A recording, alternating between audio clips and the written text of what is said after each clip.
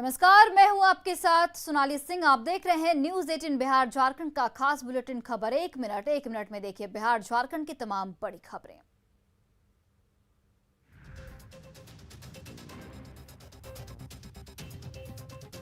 गर्मी से बड़ी राहत मिली है। बेमौसम बारिश ने जनजीवन को अस्त व्यस्त कर दिया है। सबसे ज्यादा असर धान की फसल पर पड़ा है। खेतों में खड़ी धान की फसलों में दाने आने शुरू हो गए हैं, लेकिन बारिश की वजह से बालियां नीचे गिर गयीं। दरभंगा में बीती रात से लगातार हो रही बारिश ने शहर की सूरत को बिगाड़ कर रख दिया है। दरभंगा में वार्ड नंबर 17 में कई घरों में पानी घुस गया। सड़क पर 3 से 4 फुट तक पानी जमा हो गया है। बारिश के कारण जम्मू शहर के कई इलाकों में जल जमाव की स्थिति है। बारिश की वजह से सड़कों पर बरसात का पानी भर गया है, जिस वजह से लोगों को आने जाने में परेशानी का सामना करना पड़ रहा है। पश्चिमी बंगाल और उत्तरी उड़ीसा में बने कम दबाव के क्षेत्र की वजह से पश्चिमी चंपारण समेत बिहार के कई जिलों में बारिश हो रही है। बारिश से लोगों को गर्मी से राहत मिली है और इस बीच मौसम विभाग ने तेज बारिश को लेकर भी अलर्ट जारी कर दिया है।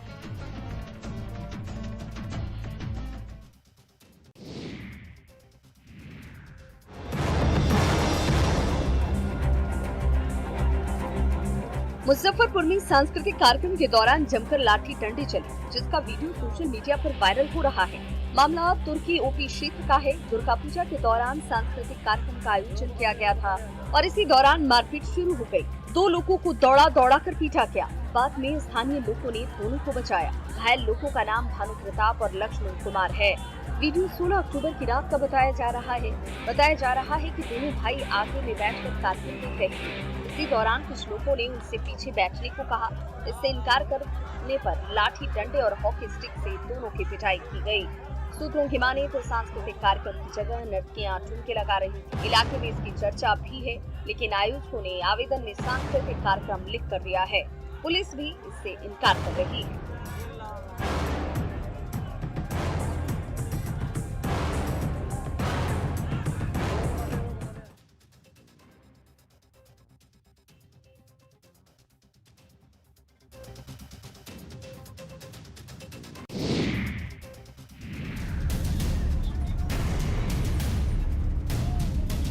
फारबिसगंज के जोगबनी थाना अंतर्गत पिपरा पंचायत के कोलुआ चौक के समीप ग्रामीणों ने चोर की आशंका पर एक युवक की जमकर पिटाई कर दी।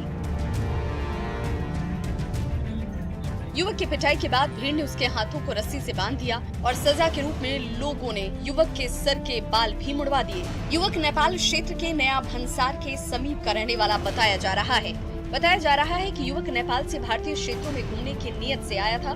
सड़क पर खड़ी बाइक पर बैठ गया, जिसमें बाइक वाले को शंका हुई कि कुछ लोगों ने चोर का हल्ला मचा दिया। देखते ही देखते लोगों की भीड़ इकट्ठा हो गई। भीड़ ने युवक को जमकर पिटाई कर दिया। हालांकि बाद में भीड़ को देखकर लोगों ने सूझबूझ से युवक को भीड़ से बाहर निकाला। पूछताछ के बाद उसे छोड़ दिया गया है। जोगबनी थानेदार आफ्ताब अहमद ने बताया कि घटना की जानकारी उन्हें नहीं है। मामले की छानबीन कर आगे की कार्रवाई की जाएगी।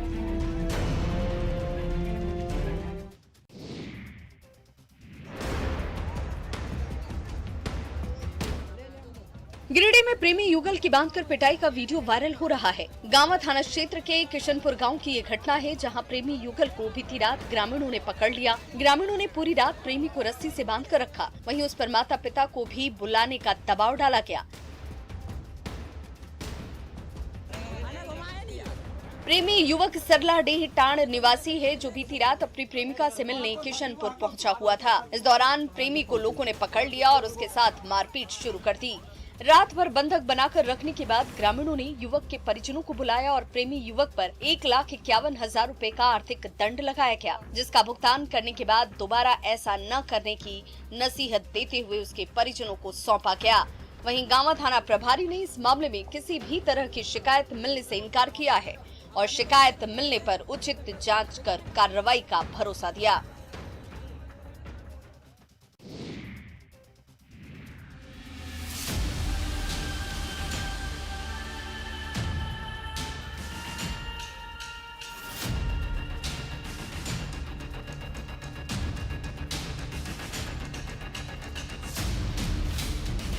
भोजपुर जिले में रविवार शाम स्कॉर्पियो और पिकअप वैन के बीच सीधी भिड़ंत हो गई। आरा सासाराम स्टेट हाईवे पर धनौती मोड़ के पास ये हादसा हुआ। हादसे का लाइव वीडियो सामने आया है, जिसमें सड़क पर दोनों गाड़ियां आमने सामने से आती दिख रही है और देखते ही देखते दोनों गाड़ियों के बीच भिड़ंत हो जाती है। हादसे में पिकअप वैन चालक की दर्दनाक मौत हो गई। वहीं स्कॉर्पियो पर सवार एक महिला और एक बच्चा सहित 4 लोग घायल हो गए। टक्कर के बाद मौके पर पहुंचे लोगों ने कड़ी मशक्कत के बाद स्कॉर्पियो सवार और पिकअप चालक को बाहर निकाला, जिन्हें इलाज के लिए चरपोखरी सीएचसी में भर्ती कराया गया। इलाज के दौरान पिकअप चालक की मौत हो गई। मृतक का नाम मुकेश कुमार बताया जा रहा है, जो कि चरपोखरी के सिमराव गांव का रहने वाला था। वहीं बाकी घायलों का इलाज जारी है।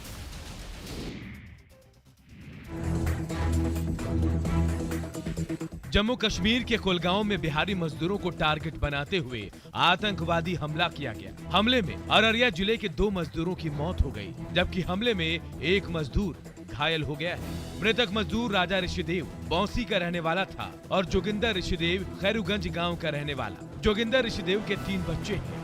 गांव में गम का माहौल है, जबकि आतंकियों की फायरिंग की घटना में रानीगंज के मिर्जापुर के रहने वाले चुनचुन ऋषिदेव घायल हो गए हैं। चुनचुन को इलाज के लिए हॉस्पिटल में भर्ती कराया गया है। आपको बता दें कि जम्मू कश्मीर में आतंकियों ने लगातार दूसरे दिन गैर कश्मीरी लोगों को निशाना बनाया। रविवार को आतंकियों ने साउथ कश्मीर के कुलगाम में बिहार के 3 लोगों को गोली मार दी। इनमें से 2 लोगों की मौत हो गई, जबकि एक घायल है। कुलगांव के लारन गंजीपुरा एरिया में जिन्हें गोली मारी गई वो सभी मजदूर थे।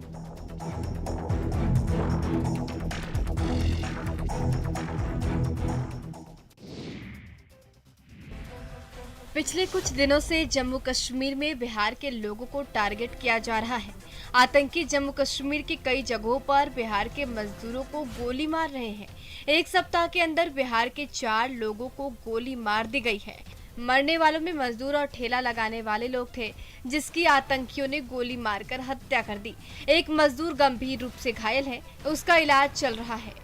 इन घटनाओं के बाद वाका के पड़घड़ी गांव में मजदूर अरविंद शाह के गांव के लोगों में आतंकियों के खिलाफ आक्रोश है। लोग अरविंद के बदले का इंतजार कर रहे हैं कि जवान उन आतंकियों को कब मार रहे हैं जिसने अरविंद की गोली मारकर हत्या कर दी। उसको खून का बदला खून होना चाहिए। बार बार इसी तरह करते, 10 दिन से परेशान कर, 17 साल से रह रहे, कोई दिक्कत नहीं हुआ था। अरविंद शाह का भाई जो साथ में ही कश्मीर में रहता था, वो फिलहाल काफी डरा सहमा है और सरकार से खून का बदला खून से लेने की मांग कर रहा है। अरविंद शाह का शव उनके पैतृक गांव पहुंच गया है।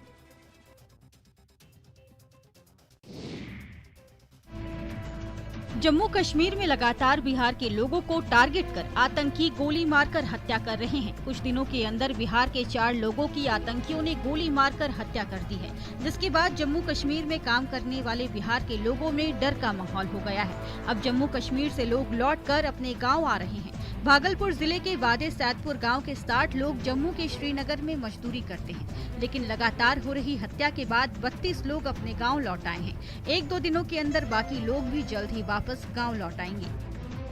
हम लोग गोलगप्पा बेचते थे।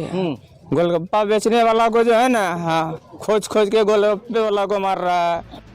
भागलपुर जगदीशपुर के वादे सैदपुर गांव के ही रहने वाले वीरेंद्र पासवान की आतंकियों ने श्रीनगर में 5 अक्टूबर को गोली मारकर हत्या कर दी थी। इस हत्या के बाद वीरेंद्र पासवान के गांव के श्रीनगर में रहने वाले मजदूर अपने गांव लौट आए हैं। उनका कहना है कि अगर बिहार में ही काम मिल जाए तो वह कभी श्रीनगर काम के लिए नहीं जाएंगे।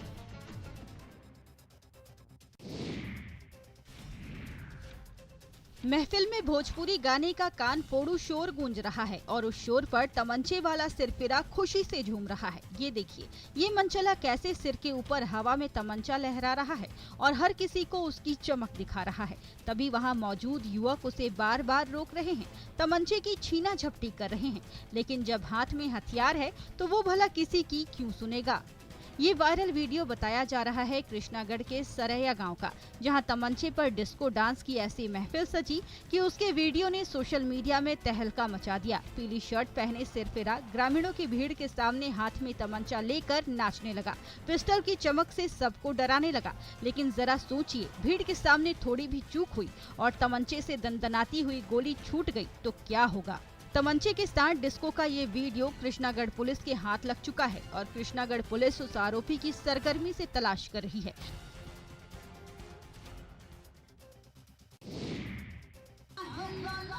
गढ़वा जिले के चिनिया थाना क्षेत्र के बरवाडी गांव में दशहरा पूजा के समापन के बाद सांस्कृतिक कार्यक्रम के नाम पर भारी भीड़ जुटाई गई, जिसमें नर्तकियों ने जमकर डांस किया। इस दौरान मंच के सामने कई लोग राइफल लेकर बैठे रहे।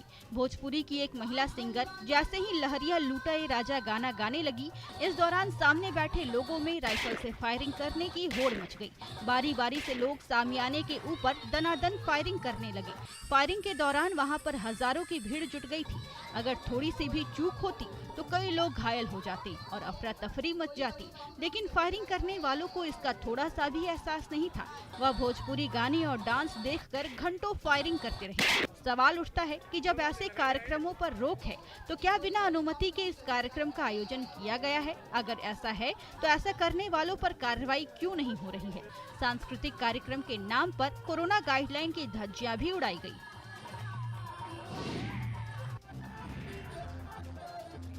हजारीबाग जिले के बड़का गांव के नापो खुर्द में दुर्गा पूजा के बाद सांस्कृतिक कार्यक्रम का आयोजन किया गया। सांस्कृतिक कार्यक्रम के नाम पर रात भर नर्तकियों का डांस कराया गया। हजारों की भीड़ डांस देखने के लिए जुटी रही। भीड़ में मौजूद लोग डांस के आगे कोरोना का डर भूल गए। बिना मास्क लगाए लोग जमे रहे। डांस के दौरान मुखिया पति समेत आयोजन समिति के लोग स्टेज पर ही जमे रहे। वहां स्थानीय पुलिस प्रशासन भी मौजूद रहा।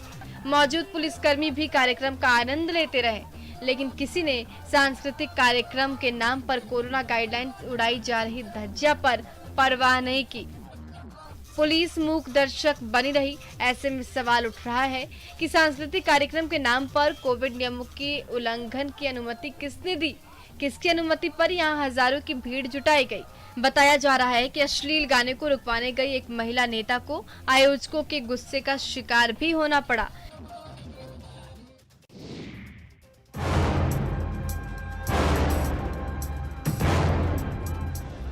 गोपालगंज के पंचदेवरी आरजेडी प्रखंड अध्यक्ष के लापता होने को लेकर सैकड़ों की संख्या में लोगों ने मीरगंज जमनाहा सड़क को जाम कर दिया, जिससे दोनों तरफ गाड़ियों की लंबी कतार लग गई। धरने पर बैठे लोगों ने पुलिस प्रशासन के खिलाफ जमकर नारा लगाया। लापता युवक का नाम अखिलेश यादव है। वह महिला मुखिया प्रत्याशी का भाई है। लापता युवक की मां के मुताबिक 2 दिन पहले बेटे का कटिया थाने के लमीचौर गाँव के पास से उसका अपहरण कर लिया गया था। मुखिया प्रत्याशी मिलकर हमारा बेटा उठवा कर दुकान रखवा दिए। 2 रात 1 दिन, आज इतना टाइम हो गया, हमारा बेटा थानेदार घूस लेकर बैठा है। परिजनों का आरोप है कि वर्तमान मुखिया प्रत्याशी के द्वारा इस घटना को अंजाम दिया गया है, जिसको लेकर कटिया थाने में अज्ञात लोगों के खिलाफ एफआईआर दर्ज कराई गई है, लेकिन पुलिस अब तक उनके बेटे को सकुशल बरामद नहीं कर सकी है।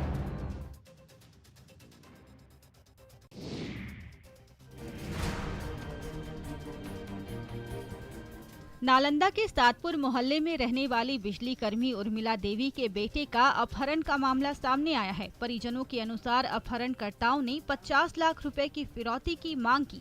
युवक की मां ने पुलिस को बताया कि उसके बेटे को 16 अक्टूबर को फोन कर बुलाया गया। उसके बाद उसका अपहरण कर लिया गया। फिर उसी दिन 50 लाख रुपए की फिरौती की मांग की गई। पुलिस ने मामले की जाँच शुरू कर दी है।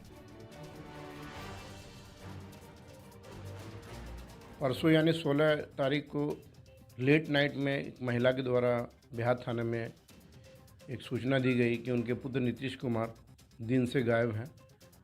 अविलंब प्राथमिकी दर्ज की गई। पुलिस अपहृत युवक के ममेरे भाई दीपक कुमार समेत कई लोगों को हिरासत में लेकर पूछताछ कर रही है। फिलहाल इस मामले को पुलिस पारिवारिक मामला बता रही है।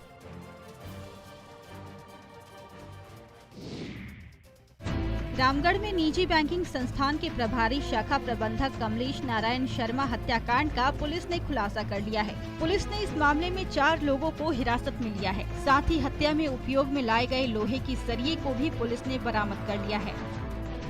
इसके बाद एसडीपीओ पतरातू के नेतृत्व में एक टीम बनाई गई थी इस कांड का जल्द से जल्द उद्भेदन करने के लिए।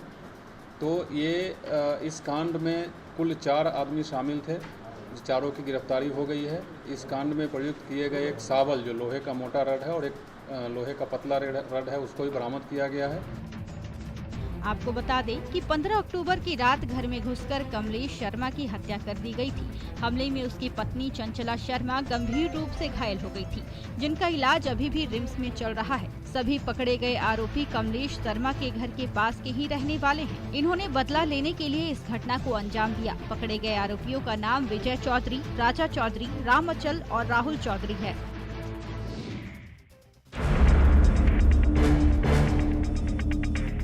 बिहार में सरकारी कार्य में लाल ईंट पर रोक लगाने के बाद ईंट भट्टा मालिक परेशान हैं।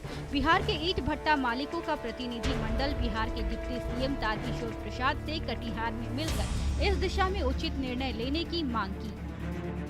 5746 लाल ईंट सरकारी कार्यों में कुछ विभागों में बंद है और जिसके लिए हम लोग माननीय उप मुख्यमंत्री से निवेदन करने आए थे, उसको बिकने दिया जाए, क्योंकि इस व्यापार से 60 लाख लोगों का पेट भरता है।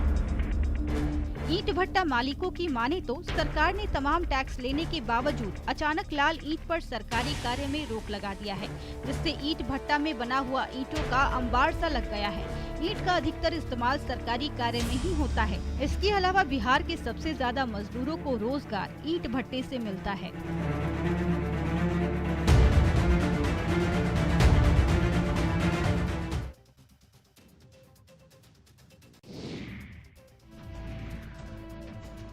गिरिडीह के कई गांवों में इन दिनों डायरिया का प्रकोप देखने को मिल रहा है। गांवा प्रखंड के राजपुरा और चिहटिया गांव में दर्जनों भर से ज्यादा लोग ऐसे हैं जो डायरिया की चपेट में हैं। इनमें एक की हालत गंभीर हुई तो उसे गिरिडीह सदर अस्पताल रेफर कर दिया गया, जबकि बाकी लोगों को गाँव के ही CHC में भर्ती कराया गया। इनमें छोटे बच्चे से लेकर महिला और पुरुष शामिल है। स्थानीय डॉक्टर आशंका जता रहे हैं कि कुएं का गंदा पानी पीने से ये सभी बीमार हुए हैं। हमारे गाँव प्रखंड के अंदर डायरिया का बहुत ज्यादा प्रकोप है। 16 मरीजों का प्राथमिक उपचार किया गया अथवा 2 मरीजों को सदर अस्पताल गिरिडीह रेफर किया गया। खाना खाए तो हमेशा हाथ धोकर ही खाए और पानी पिए तो उबाल कर ही पिए और आसपास अपने सफाई का जरूर ध्यान रखें। वहीं मामले की गंभीरता को देखते हुए स्वास्थ्य विभाग लगातार स्थिति पर नजर बनाए हुए है।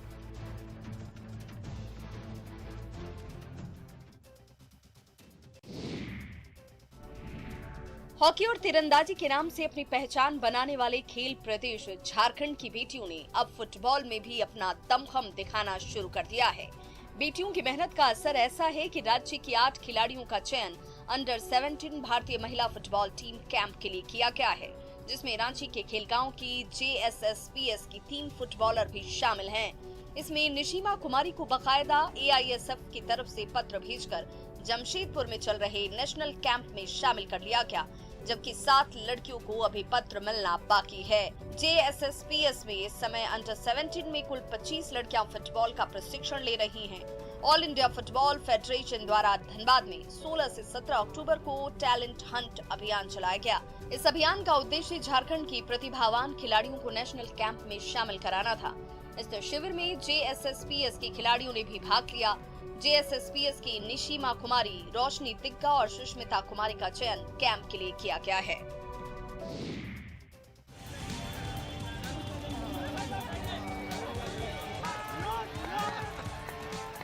बाढ़ के पंडारक में कुश्ती का आयोजन हुआ। दंगल के मैदान में सैकड़ों दर्शकों की भीड़ जुटी। 4 दिनों तक चलने वाली इस दंगल में कुश्ती के कई रोचक मुकाबले देखने को मिले। इस दंगल में कई जगहों से पहलवान अपना दांव पेच दिखाने पंडारक पहुंचे। पारंपरिक खेल कुश्ती में रेफरी भी पारंपरिक धोती कुर्ता पहने दिखी। इस मुकाबले में पंडारक के रोहित कुमार ने लेमुआबाद के विक्की कुमार को हराया।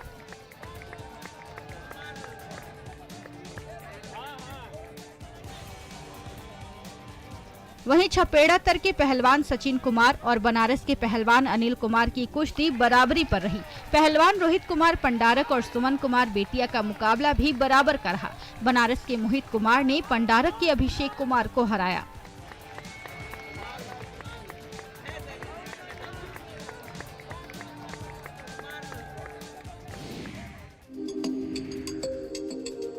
लोहरदगा के कूड़ू में 27 एकड़ में फैला कृषि फार्म हाउस अब बदहाल होता जा रहा है। संयुक्त बिहार में ये फार्म हाउस वर्ल्ड बैंक की तरफ से कृषि बीज गुणन के लिए बनाया गया था, लेकिन देखभाल के अभाव में अब ये शराबियों और जुआड़ियों का अड्डा बन गया है। झारखंड अलग होने से पहले यहाँ सूर्यमुखी की खेती होती थी, लेकिन झारखंड बनने के बाद विभाग इसे संभाल नहीं पाया। अब हालात ऐसे हैं कि भवन जर्जर हो चुकी है, बाउंड्री पूरी तरह से टूट चुकी है। यहाँ अक्सर आपको शराब पीते और जुआ खेलते लोग दिखाई देंगे। यहाँ पर क्राइम का अड्डा हो गया है, जुआ खेलते रहता है लोग। मशीन घर में तो खैर कभी कभी होता है काम, लेकिन जैसा 1990 तक था वो स्थिति अभी नहीं है। उस समय पहले पूरा खेती होता था, लेकिन अभी तो पूरा वैसा खेती नहीं हो रहा है। हालांकि जिला कृषि पदाधिकारी की माने तो सरकार को इसे दुरुस्त करने के लिए प्रस्ताव भेजा गया है, तो वहीं वो इसे बनाने के लिए टेंडर निकालने की बात भी कह रहे हैं।